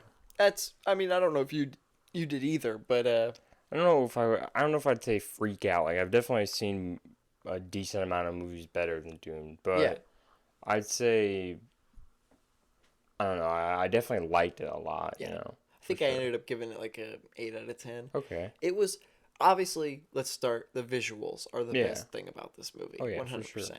Gorgeous movie. amazing cinematography and visuals and CGI and just everything. Oh yeah, the technical aspects in general of the film are like perfect, basically. Yeah, they're like absolutely perfect. Honestly, if Dune is like your introduction to Denis Villeneuve or whatever, you might like think that like, oh, this is like this dude's like breakout visual movie, but then you kind of watch like the rest of his movies and kind of realize that like all of them kind of look really good. Like, especially like Arrival. Really Arrival's like a big one that looks really good. And Dune obviously looks the best out of all his movies. It's like a culmination of it, like all his stuff. Yeah. But watching all his movies, you definitely see like the visual talent and stuff that he brings and stuff. I definitely got the idea of that Dune is basically Star Wars if you took out like all the fun stuff. In a boiled down kind of like if you were to tell an average person about the movie. I get that because Dune like it's not like as like adventurous as Star Wars is and stuff, you know, because like Star Wars is like, oh, they're going to this planet and this planet, you know, planet to planet, or they're getting chased by the Empire or something like that. Dune is like all on Arrakis basically. It's all it does like there are some points where it's or where it like where it like takes you to other planets, like it shows you the one that Stellan Skarsgård's on, the Harkins or whatever they're called, Dave Bautista and all that. It goes to that planet a little bit, and then it obviously starts out on the planet that their home planet. Yeah, their home planet that they're from and stuff. But it mainly is on like Arrakis. So I definitely understand like the not as like fun kind of like adventurous aspect, and it's also kind of political as well. Dune's like hella political. It's all politics. Yeah. So it's very interesting because like Dune's like not that well known of a sci-fi like franchise. You know, like even like the books and the original movie or whatever that came out like the 80s, not popular. They're not at all. Like they're not very well known or whatever. And Dune and like this movie specifically kind of like drops you in the middle of like a huge like political warfare going on, kind of. Right. Yeah. Which is cool. It's very interesting, but it's definitely a lot to like take in and to try and like get behind and stuff. Yeah. Coming into like, you know, there's like so much information. Like there's so like, much information. There's really so much information, especially around like the whole like people that are on Arrakis and stuff, like their like religion and stuff about the main character Paul and everything, and how he fits into that, and also his mom Rebecca Ferguson. That's like a big information thing that comes from her side of like her the superpower character or whatever. It was a lot of. It felt like there should have been a movie before it. Yeah. I can feel that. Yeah. I kind of feel like I kind of feel like Dune the second one might give the opportunity where it's like, okay, they dropped us in the middle. We kind of don't know a whole lot, but like there's a lot of information at the same time. But we still come away with like from the first Dune movie without knowing a whole bunch. Right. And then I'm hoping that the second one will like open up a lot more. Like let's go back. Yeah, and explain a lot of the more stuff. Give us the context and stuff for a lot of the things that happened in the first one. Yeah, I definitely got that it was definitely dropped in the middle of something. You know? The politics, I mean, it is. So it's Star Wars if you took out all the cool lasers and the shooting and the fun stuff, the adventure, and it was just the politics. And now that sounds bad, but it really isn't. Yeah. It's more, I would say that this is more like the what people would consider the cinema version of Star Wars. Okay. Yeah. I could see that. Yeah. Even though Star Wars is cinema. Yeah, Star Wars is on this podcast, we are all in agreement that anything that's film is cinema. Yeah. Cinema does not mean pretentious. It's not a higher class. It's not all Martin Scorsese movies and Marvel movies are not cinema. No, buddy. Scene 2 is cinema. Yeah. I hate to break it to you, but Finding Dory is cinema. Yeah, but I hate to break it to you, but Goodfellas and Thor: The Dark World are both cinema. Yeah. So, no, but this is definitely what I think. What like pretentious like film fans would be like. This is cinema version of Star Wars. Yeah, I could definitely see that for sure. Yeah, but it's there is fighting. There are fight scenes. They're very very few, but there are fight scenes. Yeah. They're entertaining. They're fun. The emotional beats are all really good. I actually almost got me a couple times. Yeah. Oscar Isaac and Timothy Chalamet are probably the best performances in the movie. I would say Rebecca Ferguson is pretty close with that too. Yeah. Um, Definitely I think those three are probably definitely the standouts at least. Yeah. Javier Bardem also I thought gave a good performance, but it's funny I didn't even realize it was Javier Bardem until way later. Because I mean, he's a character I'm super excited for because Javier Bardem's obviously a really good actor. It's incredible. And I'm really hoping his character is like a big role or something in the film. Yeah. Yeah, but no, Dune was it's definitely not for everybody. Yeah. It's long. But I will say I didn't feel the runtime as much as I thought I would. Yeah. I thought that's kind of why I was kind of dreading going into it. I was like, but I've heard so much. People are like, oh, you feel the runtime. And it's not even that entertaining. And I'm like, oh, well. But honestly, I didn't feel the runtime as much. I felt that it was longer. Mm-hmm. It definitely felt that the movie was a longer runtime. Yeah. But, I mean, it's like 2 hours and 40 minutes. Yeah. And I didn't feel, it felt maybe like 2 hours and like 20 minutes maybe. That's probably like 20 minutes shorter is how it felt.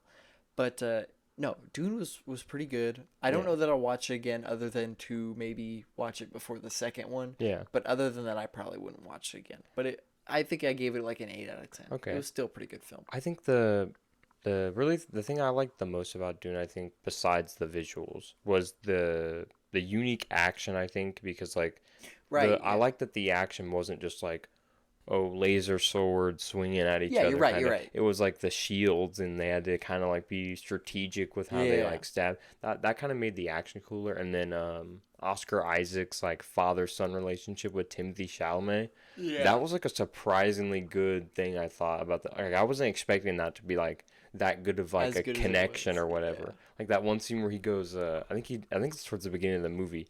He goes, he says something like, he's like, no matter what you do, or like, no matter what you become, there's one thing you'll always be, my son. Yeah. And I was like, bro, that was really good. That was really good. Yeah. That's the line that almost got me. I was like, dang, that's that was really good. That's so good. No, but it was good. I enjoyed it for sure. Okay, up next, I'll go with. Gonna take Old for this one. Get a real bad, real stinker in here. Real stinker. Old, obviously being the second most recent M. Night Shyamalan movie, previous to Knock at the Cabin, and this one is way worse than Knock at the Cabin. Yeah, this one's like we already didn't really. Care for I didn't even care for Knock at the Cabin that much. Old is like, why is this a movie? Who thought of this? There's so much wrong with the movie. Like, there's so much bad. Honestly, my biggest problem with the movie is how some like storylines and like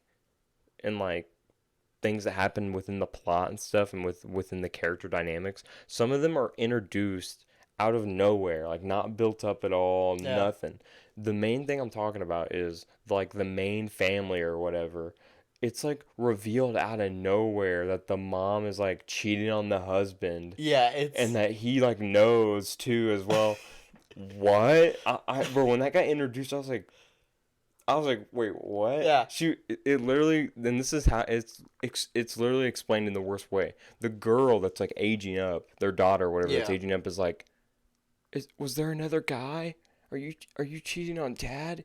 And she just goes, the actress, which by the way, this is nothing against the actress, but whoever the mom is in that family, like the short-haired woman, she was probably the worst actress in the movie. Like, it was bad.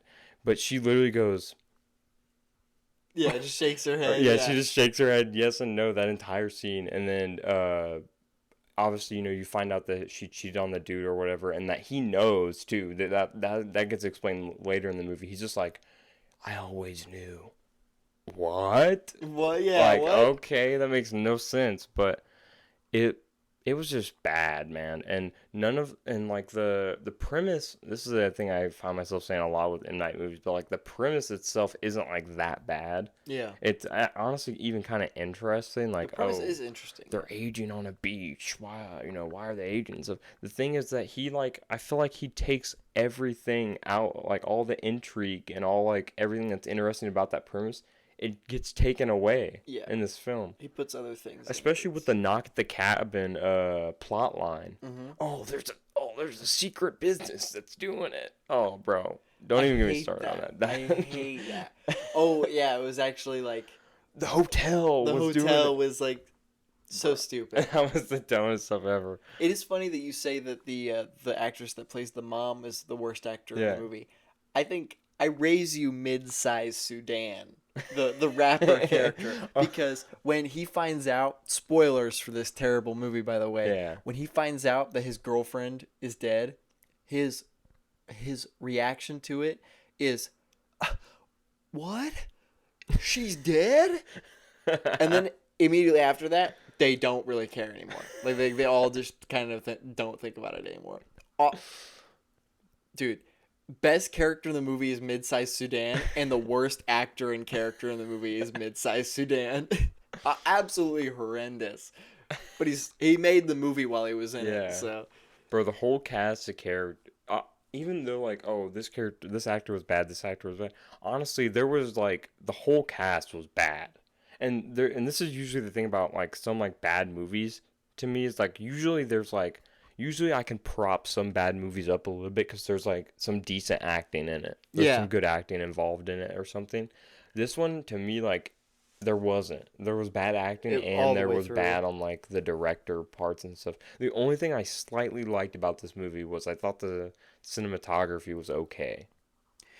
Yeah. It was kind of, I mean, it was, like, some cool shots of, like, the beach and stuff. That was, like, it was cool, I guess. That's about it. There's some decent camera work stuff, which you kind of see in Knock at the Cabin that Shyamalan has, like, some unique camera work methods and stuff like that. But it's like, there's some unique camera work stuff and some okay cinematography, but, like, that is literally everything in the film that is, like, even positive. Yeah. Like, not even neutral. Everything else is negative, literally. I gave it a 1 out of 5 stars on Letterboxd, and I gave it a 1.5 out of 10 I on was Instagram. surprised about the 0.5. What's that for? I don't know. I was like, I felt like I couldn't give it the exact same as the Letterboxd rating, so I was like, I'll give it a 0.5 more for, like, to scale it up. And I also was like, I kind of knew while watching that Old was going to be my lowest ranked movie, and it is. It's my lowest ranked movie. It is, yeah. I'm pretty sure this is the first time you've gone under like a 3. Yeah, something like that. Yeah, Old sucks. It's terrible. It makes you feel like you're aging throughout the movie. For sure. Yeah. My next one was Southpaw with Jake Gyllenhaal. Yep. I want to start by saying that the best part about this movie is the acting. Okay. Jake Gyllenhaal, Rachel McAdams, they are incredible. Yeah. Jake Gyllenhaal especially, he is incredible in this movie. That's obviously the biggest draw of the film. I really, really like the boxing story. It's not like most stories about boxing and stuff. It's not very formulaic. Yeah. Not all the way formulaic, but it lacked something that really made it special. I don't know what it was. I have no idea what it was. It lacked something that really was really like, yes, this is a great movie. Yeah. Like a 100, like 90, 100% or whatever. Yeah. It truly felt like an 8. Like, to me, the movie was like, you'll leave it and being like, this is what an 8 movie looks like. It was as a film, it was good. Yeah. Jake Gyllenhaal, absolutely fantastic. Yeah. He sells this movie. Bro, doesn't he get like insanely like ripped in this movie? He got ripped for Roadhouse, the movie that he's filming right now. I think he's bigger in this. I think he's bigger in Southpaw. He's jacked. I think he's bigger in Southpaw, but I think he's more like lean in Roadhouse. Yes. So he's like, his abs are showing more and stuff like that in Roadhouse. Even though he still has abs, I'm pretty sure, and stuff in Southpaw. Yes. He's major. Like literally, he looks like he's on sauce in Southpaw. He literally. Yeah, it looks like he's on sauce. He's got a bald. He's shaved his head. Yeah. Military kind of cut. Right. It's a really interesting story. Oh, Forrest Whitaker is in it too. He gives a great performance. There's a scene that made me cry a little bit with the two of them. That was It was really good. Okay. One of the scenes at the beginning of the movie also almost got me, but it didn't have. There's just something that it was missing. I feel like to make it really like a really special film. Yeah. It really could have been, but it just kind of felt like the acting was the best part of the movie. Okay. You know, the fight scenes are really good. Mm-hmm. The ending especially is really good. Yeah. It's very. I was like worried the whole time. I was like, bro, how's this gonna go? You know. Yeah. Heart was racing. That's the best way I can describe it. Is it's very blood pumping, and it's like and it is emotional. Yeah. Very real story of a boxer and like his family and stuff. Sure. But it's definitely carried by Gyllenhaal. Yeah. It helps because he's the main actor, but he's so good, and it's not a typical role for him. You know, he's usually like slimy little creature man. Yeah. You know, it's like he's very weird characters, but he's just kind of quiet. Okay. He's a very soft spoken. He's not very educated. Yeah. He's he's a normal dude that got famous from boxing. Yeah. And he's just it is very quiet role for him. Yeah. Very soft spoken. Mm-hmm. But he's incredible. He's so good. Yeah. It's my favorite. It's another favorite performance added to the Jake Gyllenhaal yelling and screaming cinematic universe. Yeah. It's really good. What did you end up giving Southpaw? About an 8. Yeah, 8, it was about an 8. Cool. My next movie I'll go over is The Game, which is a David Fincher movie that came out in 1997. Okay. So this, I believe, is between Seven and Fight Club. Oh, okay. And it has Michael Douglas in it, starring Sean Penn as like the supporting actor or whatever. Yeah. And it's a pretty good Fincher film, but it's lacking in some areas that like his films usually aren't lacking in. Right. And it's mainly in like the thriller department of the film. I never really felt like that like scared or anxious while watching the film, like that thriller aspect and the thriller like emotions that like, you know, that kind of genre brings out and that Fincher's movies usually bring out. Yes. Now, one thing it did usually have that his films have is the mystery aspect. The mystery side of the film is pretty good, like how's it going to end? And, you know, like, you know, me trying to, like, basically solve, like, the mystery of what's going on. And it's okay in that aspect. It's not, like, his best, not nearly his best, but it's not his worst either. It might be his worst, but it's still not bad. Yeah. It's not like bad or anything. Right. The thriller aspect is kind of bad, surprisingly. Really? Yeah. It feels like it should be like David Fincher's first movie, and he's like figuring out thriller. That's what this kind of feels like. It. Yeah. And Michael Douglas actually gives a pretty good performance. He's pretty good in the role. The whole movie's kind of so it's like he's like a rich kind of like asshole character. Yeah. So he starts out as like a really like mean guy. He's like, I think he like gets mad at like waitresses and stuff for like little things, stuff like that. Yeah. And he basically like Sean Penn, his brother, or whatever, gets him the game for his birthday, and he plays the game, and then after he's done, he's like a better guy, kind of. It like shows him the error of his ways, kind of, and it's done in a cool way because it's like I don't know, it's like it's hard to describe, but he plays this game that's literally like a organization, kind of like sets up like kind of like sequence of events to happen like in your real life basically, and it kind of like it kind of messes with the person's head, whoever's like playing the game or whatever, and it's supposed to make them see like that it's supposed to make them see the error of their ways, make them see that they were like a bad person or should have been a better person or whatever. And is it considered sci-fi? I don't think it's considered sci-fi because it's not like there is some things where it's like, okay, what, like kind of science fiction, but there's also it's also grounded in the same kind of sense where there's nothing like laser beams shooting out of guns or anything, you know? So, I don't know. I don't think it could be described as sci-fi, but it's like almost pushing that like limit. Right, right. But I think it's just a mystery thriller. Maybe a drama as well. But it's okay. I gave it 3 out of 5 stars on Letterboxd, and I gave it a 6.5, I think, on Instagram, or maybe a 7. So it's like okay for a Fincher film. I was kind of expecting a little more because it's David Fincher, but you know, it was good. It was all right. Yeah. Yeah, it was good. Would you end up giving that? 6. I think 6.5 on Instagram. Yeah. I think so. Yeah. Well, my last movie was also David Fincher. Yeah. A much better in terms of how you described it. Yeah. David Fincher film. I watched Fight Club. Uh-oh. Now, going into this, I knew the twist.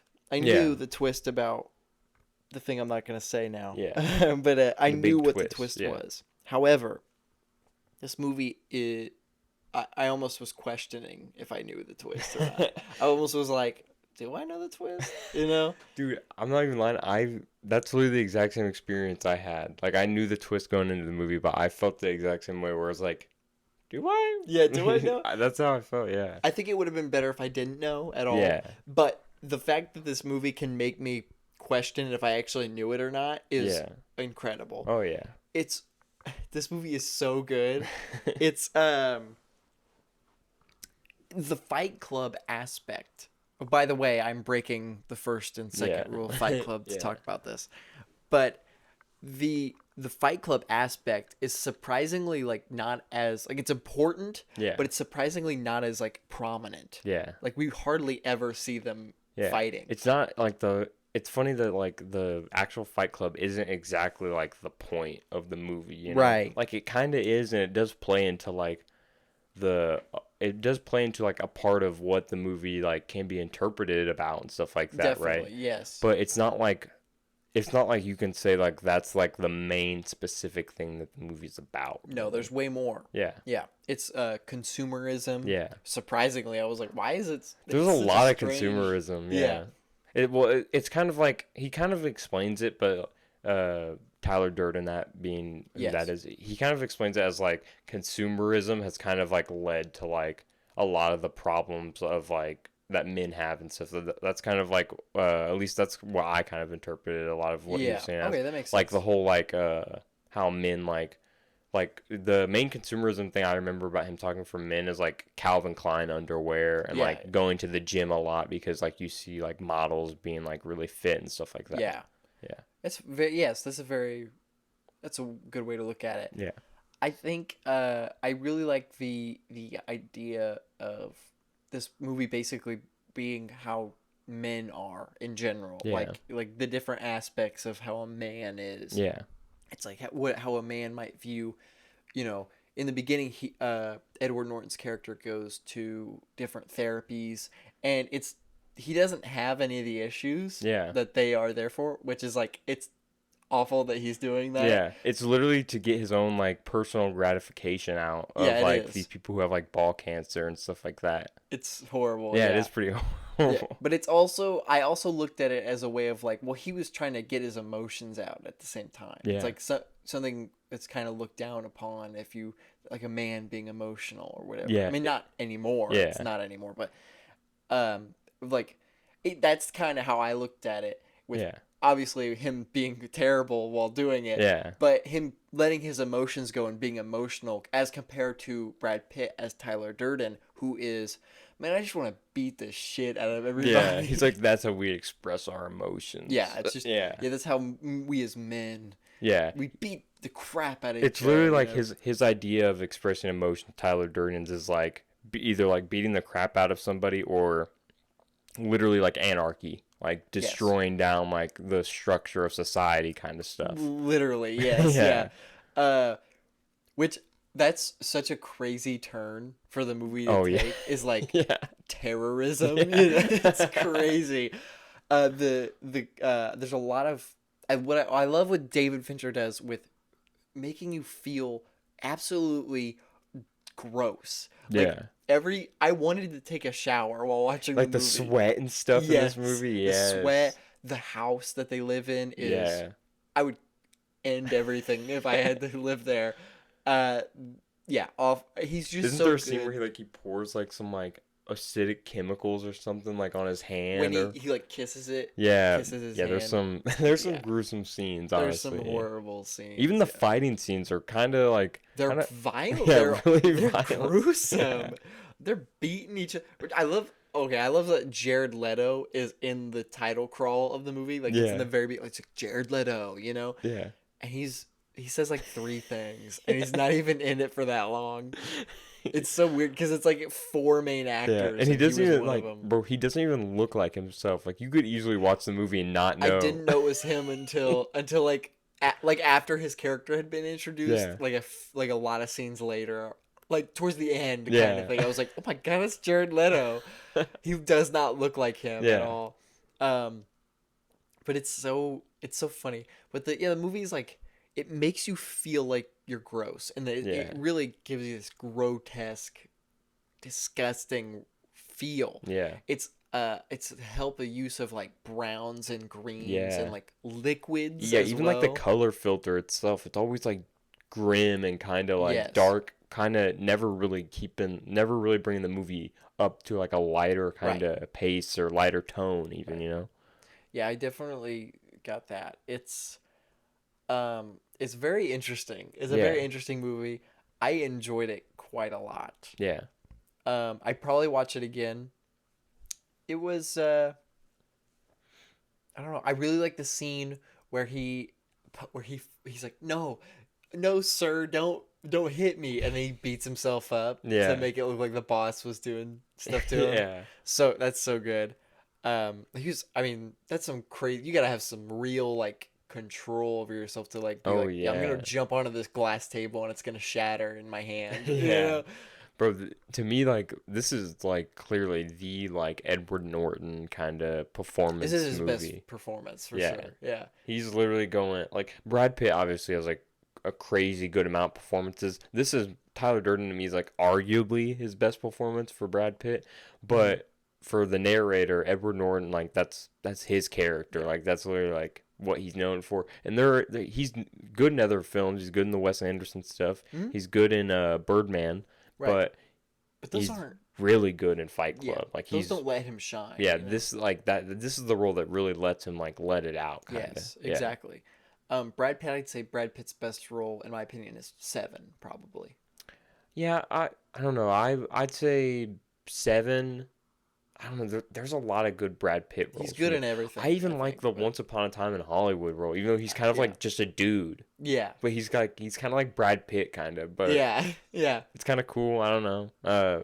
My favorite role from him is maybe Inglourious Bastards, though, from Tarantino, Tarantino's movie. I gotta see those, but from what I've seen, I think I would say 7. That's a pretty good one. But yeah, 7's definitely really good. Oh yes. But I definitely have to see the Inglourious Bastards. Oh yeah, but Fight Club, that's obviously a really good role for him too. He was really great. Yeah. And his body, bro, the body transformation, bro. Yeah, dude, Brad Pitt's ripped in Fight Club. He's ripped to the gill. Bro, yeah. He literally he has one. I don't know if I'm pretty sure he has more than one fight scene, but one specific fight scene where he like beats the shit out of someone in Fight Club. Yeah. And he has his shirt off or whatever. Yes. And he like when he gets up, bro, his abs are literally like they're glistening. Yeah. Like, it's literally insane. Yeah, he's hot. Yeah. For sure. No, but Fight Club was really good. It's I think is it considered a cult classic? I think so. I would not be think surprised so. if it is. It's definitely like the most like well-known Fincher movie. Yeah. I think it's a cult classic because most people are like, don't talk about Fight Club, kind of. Yes. Like, don't talk about it. Yeah. Don't talk about Fight Club. Yeah.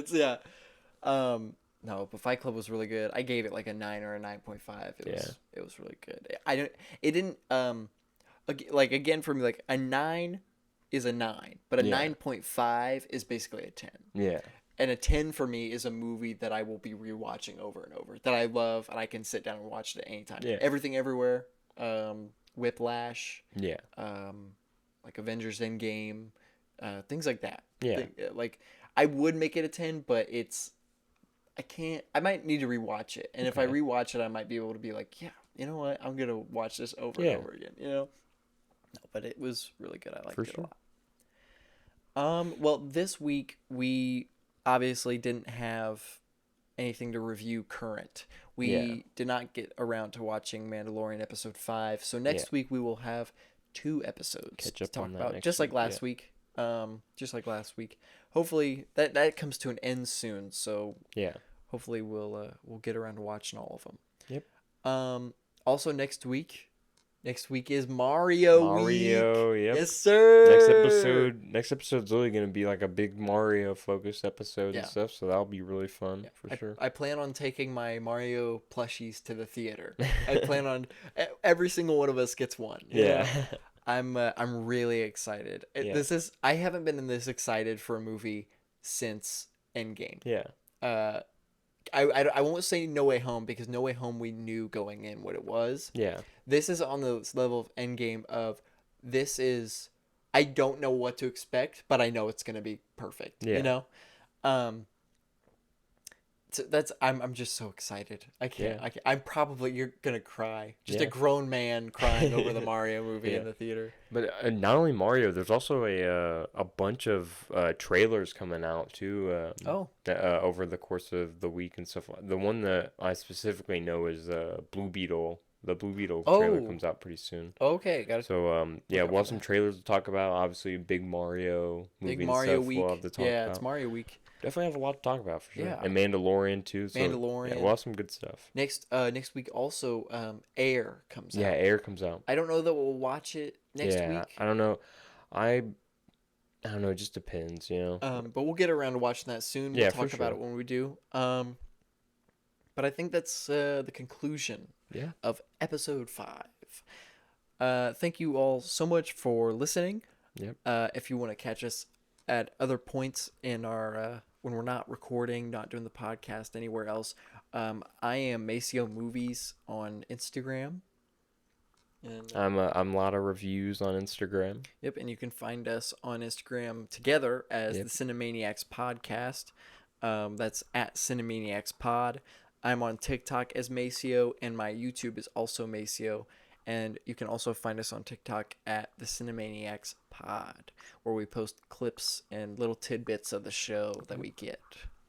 Do you have anything to add? No, not really. Like and subscribe. Like and subscribe. Hope you like the podcast episode, you know. See you for the next one. Yeah, if you're listening on Apple or Spotify, give us a follow. Yeah. Make sure to stay tuned for the next episode. For sure. We'll catch you guys in the next one. Peace. Peace out. Peace out, dude. Peace out, dude. The Cinemaniacs Podcast.